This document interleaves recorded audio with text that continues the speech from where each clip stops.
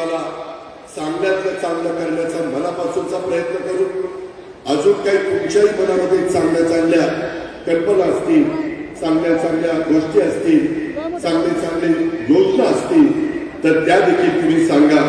त्या पण पूर्ण करण्याच्या करता आम्ही सगळेजण कटिबद्ध राहू याबद्दलचा विश्वास मी आपल्या सर्व सहकाऱ्यांना या निमित्तानं देतो। आमच्या राज्य सरकारचा पायाभूत सुविधांच्या विकासावर विशेष भर आहे।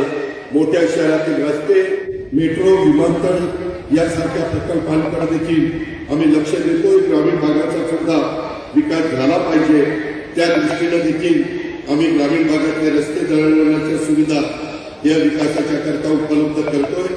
रेल्वेच्या माध्यमातून मराठवाड्याच्या विकासाचा, समृद्धीचा नवा अध्याय हा लिहिला जाईल असा विश्वास आजच्या या कार्यक्रमाच्या निमित्तानं मी व्यक्त करतो।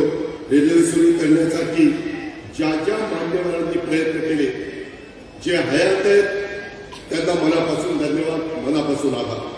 जे हयात नाही त्यांना त्यांचं स्मरण करतो, त्यांची आठवण काढतो, त्यांना अभिवादन करतो आणि त्या सर्वांचं, तसंच केंद्रीय रेल्वे मंत्री अश्विनी वैष्णव आणि विशेषतः देशाचे लोकप्रिय पंतप्रधान नरेंद्र मोदी साहेबांचं मी मनापासून अभिनंदन करतो। माझी एकच जाता जाता विनंती आहे की दिलेला पैसा हा सत्कारणी लागला पाहिजे। पैसा हा चुकीच्या पद्धतीने खर्च झाला तर तुम्ही सत्ताधारी पक्षाचे कार्यकर्ते असाल, विरोधी पक्षाचे कार्यकर्ते असाल, अधिकारी पिढी असाल तर त्या अधिकाऱ्यांची गय केली जाणार नाही। चांगल्या अधिकाऱ्यांनी काम करा, चांगल्याच्या पाठीशी मुख्यमंत्री आम्ही सगळेजण उभे राहू। चांगलं काम करताना तुमच्यावर कुणी राजकीय दबाव आणला तरी तुमच्या पाठीशी आम्ही उभे राहू।